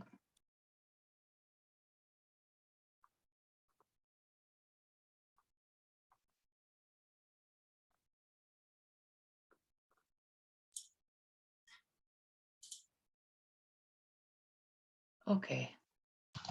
Sorry, I was talking away there and I was on mute. Sorry, I thought I had stopped sharing, but I think you. That's okay, no problem. Yeah. Una's got Okay. leaves. Thank Yeah. you. There's my video.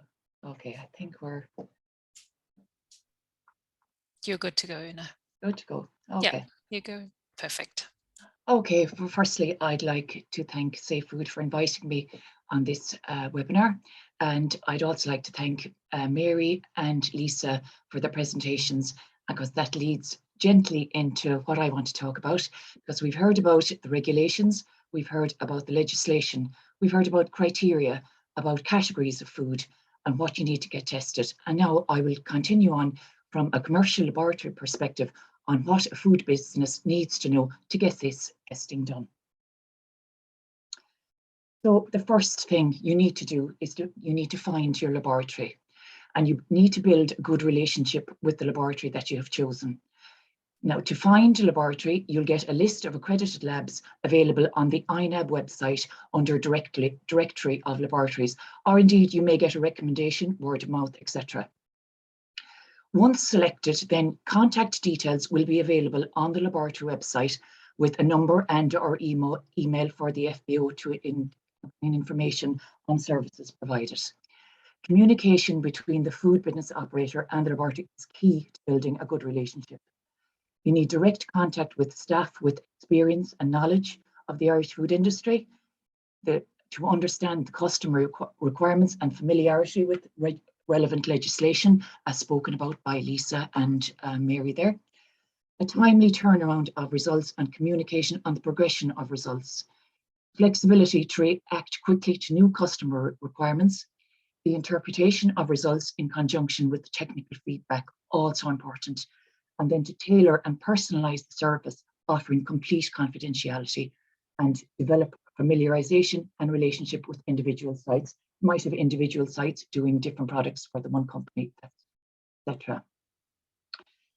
So then We spoke briefly earlier about laboratories fit for purpose. And basically this comes down to accreditation. It means that the laboratory is approved to test specific types of samples using approved methods. It does not apply to the laboratory in overall general terms, and you need to check with the lab if your product is within the scope of their accreditation status. And what's meant by that is if you decide to produce maybe a very unique product, it's not first to the market, you need to check that the lab is accredited to test that product under the scope of their accreditation.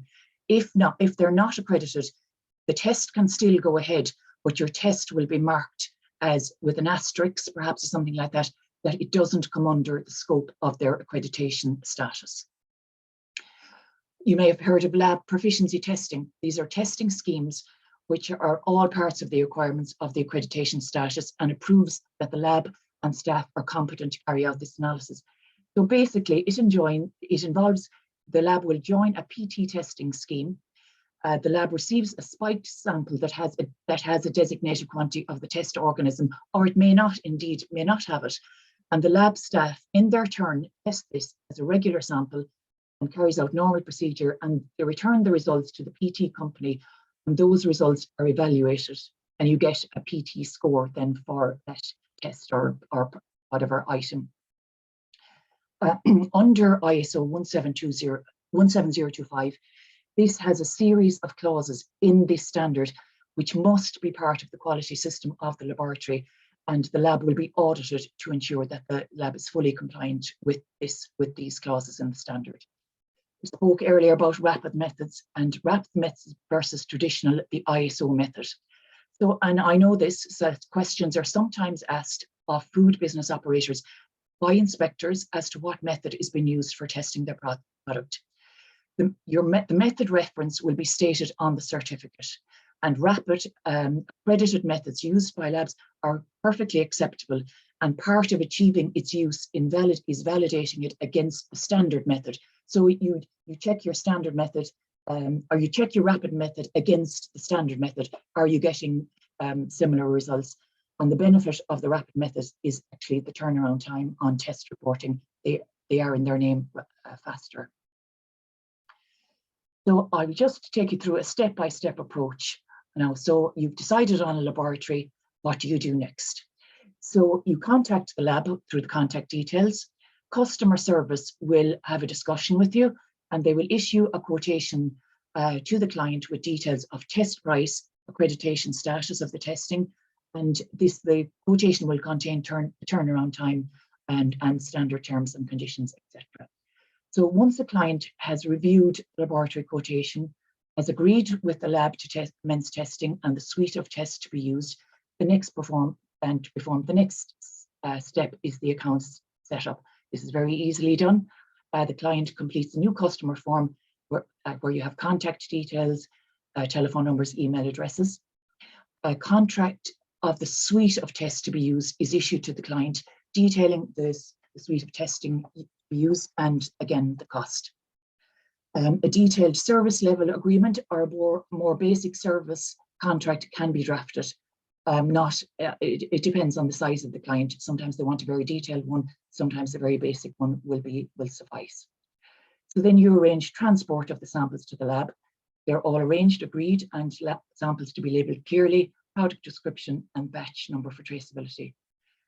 So the next step then is to complete the analysis request form. This is where you enter the description of the sample and you'll get your test code from your contract and the date of the analysis to be done. The description entered on the ARF is what will appear in your certificate of analysis, and this is to be sent electronically to the lab on the day or prior to dispatch.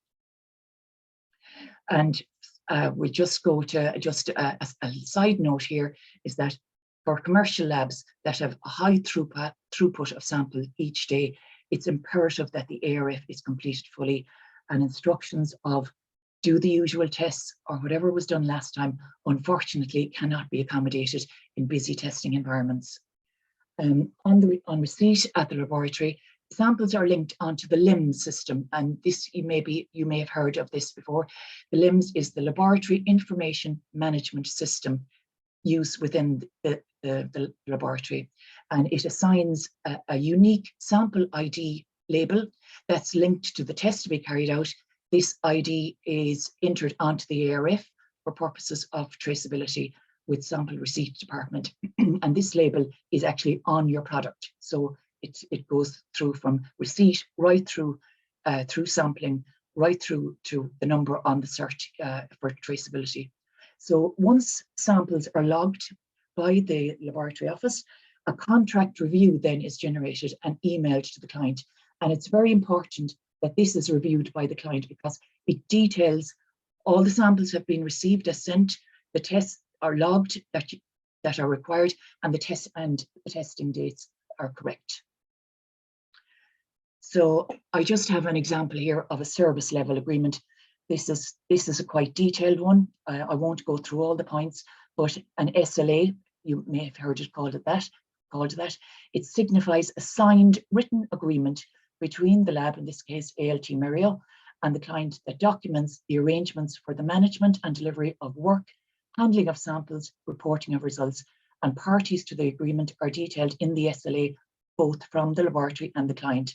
So details in the SLA may or may contain some of the following points: sampling and consumables, how your sampling is done, what consumables are supplied for the samples, how the samples are transported, registered, storage details, what I've spoken of earlier, logging them into the LIMS, the quality management system. ALT MERIEUX testing divisions carries out its activities in such a way to meet the requirements of the ISO standard. Technical requirements, data integrity, results held on the LIMS system, reports, out of specification reports can be provided, and I just speak more about that at the next slide. Communications, very important in the overall scheme. So ALT MERIEUX will provide contact names, numbers, and the responsibility of key advanced laboratory testing personnel, including those who are out of office hours should the need arise. Expert support, invoicing, invoices are issued and for the agreed work.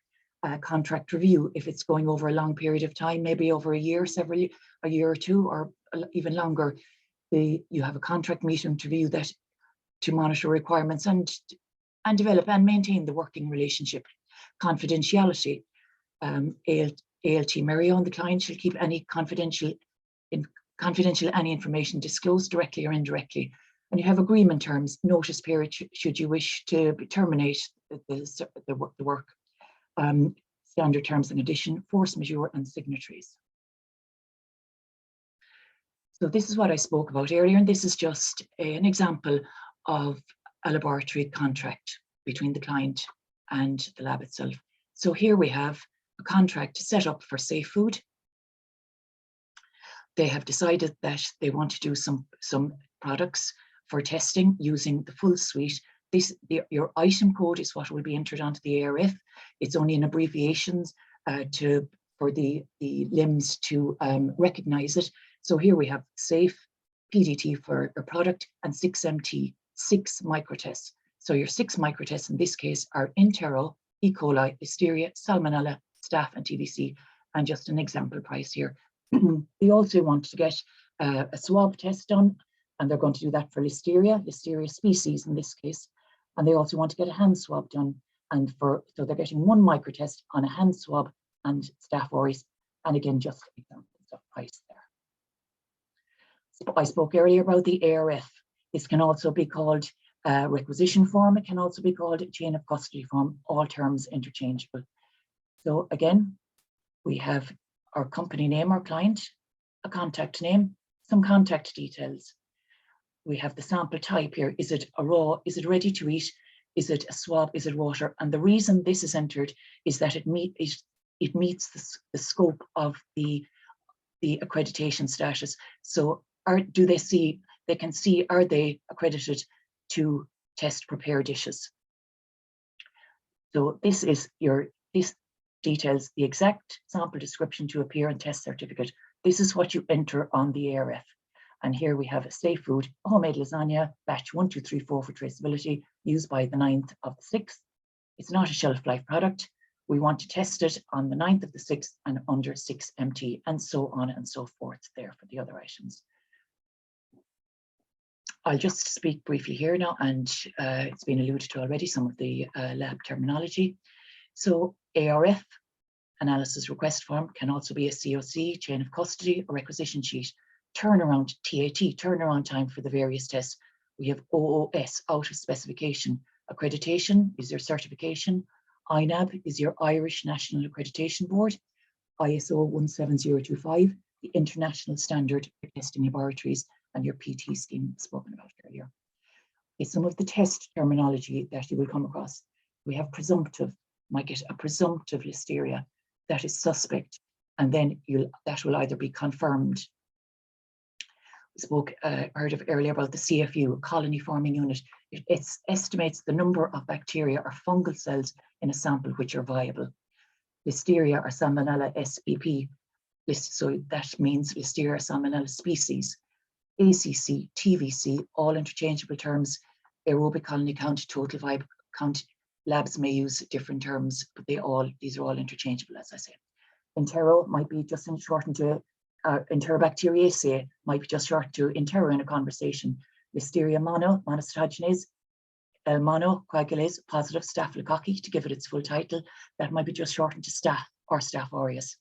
And aseptic technique, this is how to handle samples without contaminating them. And I'm going to focus on that now in more detail. So aseptic sampling. If samples are not in their final packaging, then aseptic technique must be used. So aseptic technique for sampling means using practices and procedures to prevent incidental microbial contamination. For the interpretation of your result, it is extremely important that the lab receives the sample which is true to the batch produced and not contaminated during sampling or damaged in transport. Samples should be submitted in original containers where possible. If not in original containers, then sample portions should be transferred to sterile or other suitable containers. Sometimes Ziploc bags are used, or ideally the lab will supply you with sterile bags or containers. The area for your sample preparation should be sanitized with an appropriate surface sanitizing spray.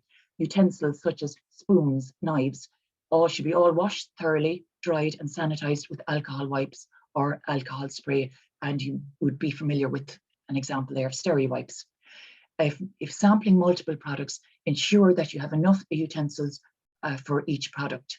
Wear disposable gloves or ensure your hands are washed, and use sanitizer, and change gloves as your product type changes. And do not use the same utensil to portion out different products. For example, you run the risk of cross-contamination from one product to the next. This is a question that often comes up then. How much sample do I need to send you for testing?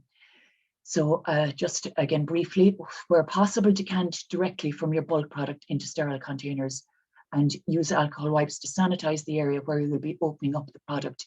And if using a scissors to cut an opening, sanitize the scissors also. So if it, for example, if it's a pouch and you want to cut a slit in the top of the pouch, wipe the pouch with your alcohol spray, wipe your scissors with your alcohol spray, and decant directly and quickly into your container. So the amount of sample then required for testing, and I'm taking the example of my 6 microtests of Entero E. coli, Listeria Salmonella Staph TBC. So typically 100 gram minimum is what was requested. And the reason for this is Listeria detection is per 25 grams, Salmonella is per 25 grams, and 10 grams can be used for the others. So there you have your 25, that's 50, another 10 grams, 60. So the reason we asked for a little bit more is that the remainder of the sample is retained, and then in the event of a retest might be required, or else indeed you might decide, oh look, I actually need to get another test carried out on that same sample. Can you add it onto it? There is enough portion retained to carry out this request. If you're water sampling, the tap must be sanitized, and then again with your sanitizer spray, allowed to run prior to sampling. The lab will supply you with sterile bottles specifically for this, with defined volumes depending on the test. But for the full suite of coliform, E. coli, Enterococci, it's a 500 ml sampling bottle is issued, and full documented instructions on sampling can be obtained from any lab on request. Also mentioned earlier was environmental sampling. So the effectiveness of cleaning practices is verified and monitored by environmental sampling, that is swabbing. And swabbing is carried out on both food contact surfaces such as equipment, utensils, fillers, also on containers, and non-food contact surfaces such as drains, cold room, maybe cold room fans, cold room walls, and protective clothing. Personnel hand swabs also form part of your environmental testing program, as personnel can be a source of microbiological contamination, both directly, as in personal hygiene, and indirectly through cross-contamination. And swabs can be taken on bare hands and gloved hands of staff handling food. Swabs are available as both as a sponge, which are generally used for Listeria and salmonella testing, and stick swabs, which are used for hand swabs or surfaces where you're testing for the hygiene indicators, such as Intero or total viable counts. And instructions on how to use the swabs are freely available either on the packaging itself or separately on an instruction document from the laboratory, or indeed on YouTube as well. There's several resources for that. For your transport of samples and storage, again, to maintain the integrity of samples for testing, care must be taken in the transport and storage of samples. Containers should be leak-proof or well sealed to avoid cross-contamination and labelled clearly. Samples should be refrigerated until agreed transport arrangements are in place. Cooler boxes with ice packs are acceptable for transfer if the lab has a depot, or collection from clients, generally again by means of refrigerated vehicles, and these are monitored and recorded via temperature loggers. And chilled foods should not be frozen prior to testing. Precautions should be in place to prevent cross-contamination from raw products to ready-to-eat products. You can use separate cooler boxes or sturdy tear-proof bags and label these accordingly. So this is a question then that is often asked: when will I get my results?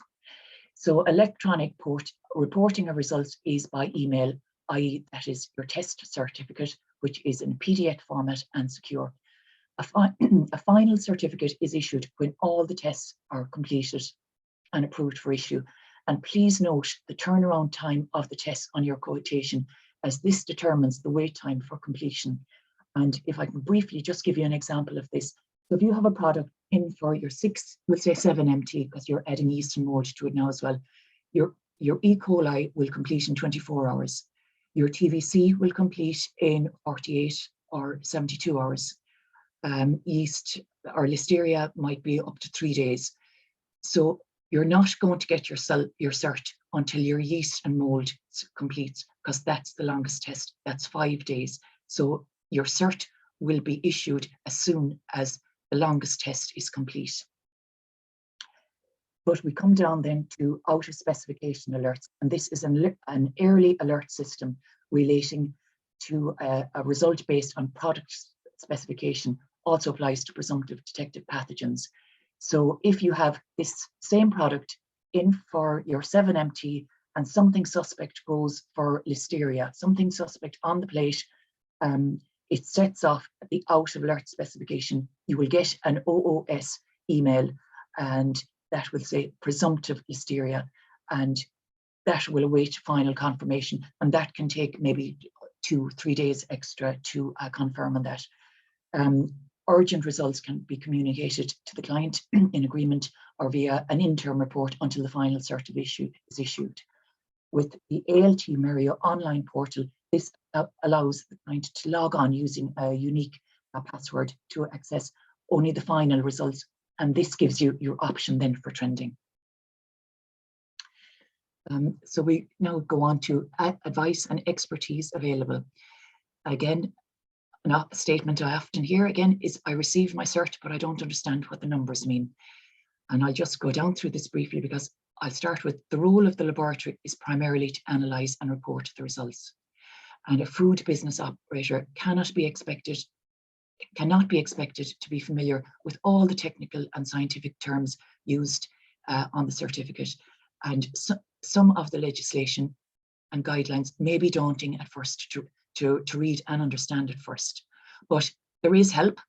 Assistance can be given at the outset, number one, on test selection appropriate to the product based on the legislation, guidelines, or client specifications. Clients can also be made aware of the presence of independent food safety consultants who they can engage with for assistance and planning. Interpretation or comments on the results will not be documented on the ALT MERIEUX Laboratory Certificate of Analysis. However, result interpretation and opinion can be expressed separately and communicated by dialogue through personnel authorised to do so. Result review reports can be requested from ALT MERIEUX as an option as part of the laboratory service, and this will be discussed at the initial stages with the client requirements at the quotation stage. And the reason why the interpretation will not appear on the cert is, and it's to do with the INAB accreditation, in that ALT, it doesn't come under the scope of accreditation to comment on the results, and that is the reason on the basis for ALT MERIEUX. Food business operators that have dedicated quality teams may not need assistance, but in the event of maybe a specific item or advice can be made available. So just to conclude, I trust this presentation has given you the basics on how to select your testing laboratory, the steps needed to get registered on the laboratory system, an understanding of what is required by both client and laboratory for the testing of your product, the confidence to complete the requirements on sample handling, transport, and the necessary paperwork to request the necessary tests, an understanding of the results issued, and the knowledge to the route for further assistance if needed through published guidelines from the FSAI and other bodies. I'd like to thank you all for your attention, and best wishes for future working relationships, and I wish you all well in your food business endeavours.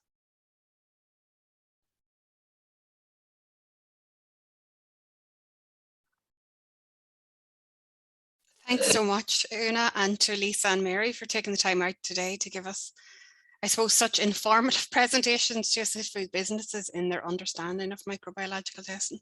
We can see it's not straightforward, and there's a lot of information food business need to be aware of in relation to micro testing. We have a number of questions in our Q&A box, I can see at the minute. Just if anyone has any questions that they'd like to ask, maybe pop them in there now before our speakers are finished. Okay, I'll just check the box there and see what we have. Okay, so someone has asked, let me see, if a shelf life of a ready to eat food or a ready to heat food is production plus 2 days, is micro testing required? That's quite a specific question, so I leave that. I'm happy. Okay. Yeah. So generally, if it's just a 2-day shelf life, we would say no testing is required, because it's kind of similar to leftovers in your fridge. And again, I suppose producing safe food would really be based on your food safety management system and good hygiene practice. Perfect, Mary, thank you. Someone has asked, in guidance note for shelf life testing, it says some foods such as coleslaw will naturally be high in TVCs. If tests for coleslaw doesn't reach shelf life because of high TVCs in results, how best to go about this? I'd say that's, I'm not sure I understand the question exactly, but I think it's probably when you're setting your shelf life for your coleslaw, there's probably a number of quality parameters you might want to take into account. So TVCs are just a general account that gives you a general idea of the quality of your product. So raw vegetables would have naturally kind of a higher account, I suppose. But it is an indication of spoilage, because, as the product gets older, there's more bacteria in general that will grow. So a higher count towards the end will indicate that you're coming towards the end of the shelf life. There is a criteria limit for coleslaw in guidance note 3 in that table on ACCs. I can't remember what one it is, but it's foods mixed with dips. Coleslaw is given as an example. Okay, thank you, Mary. And someone wants to know why eggs are assigned a best before date and not a use by date. Okay, I can take this one, and it's not an easy one. I mean, in truth, it's a quality issue. I suppose is eggs do deteriorate over time. The issue here is that salmonella is a concern, especially in certain parts of Europe. In Ireland, we have managed to control salmonella in our egg-laying populations really well. So the risk is more associated with imported eggs in Ireland at this point. And so while a best before date is set, a limit of 28 days after laying is set to use those eggs. And it's just a combination of the concern around salmonella broadly across Europe. And so while you might say there's a set date and it's relatively short, so therefore eggs are perishable, it is actually a best before date. It's set at 28 days after laying. And there's another peculiarity around eggs, and some of you may have noticed that at retail level, they're stored at ambient temperatures and not in the fridge. But when you bring those eggs home, you're recommended to store them in the fridge. And the reason is that as eggs go in and out of chilled and ambient temperature, condensation can develop on the egg. And if the surface of the egg has pathogens on it, salmonella, the most likely one, it can go through, the condensation can go through the shell, through the shell. So while you might have had contamination on the surface, you could then end up with contamination inside the egg, which is more problematic because a lot of eggs are eaten undercooked or even raw. So yeah, I can put some guidance in the chat that we have on eggs. I'll just pop that in there now. Okay, thanks very much, Lisa. Okay, we've another one on shelf life of ready to eat foods. So if the shelf life of ready to eat food is not 5 days, but it is a ready to eat food, should you do testing for Listeria for that food, or just environmental testing required for that product? Sorry, Mary, yeah, I'll take that one. Yeah, so if it's a ready to eat food with a shelf life of 4 days or less, it's falling into category 1.3. So that's ready to eat foods unable to support the growth of Listeria Monocytogenes. And the limit for that is the less stringent limit of 100 CFU per gram. So you'd use the enumeration test for that. There's no set frequency for how often you test those samples, and it will depend on that risk assessment that you carry out around that product. So if you remember, what the type of product is, what the nature of the business is, who are you supplying, etc. So if you were producing ready to eat food with a short shelf life, such as chilled ready to eat food like a sandwich or a wrap or a salad, and that was going to a hospital, for example, the end consumer is potentially more vulnerable to contracting listeriosis. So you may do more frequent testing on the basis of that. So it's really, you have to go through those steps of kind of knowing what the risk is associated with your food. Okay, thank you, Mary. Okay, we have a question.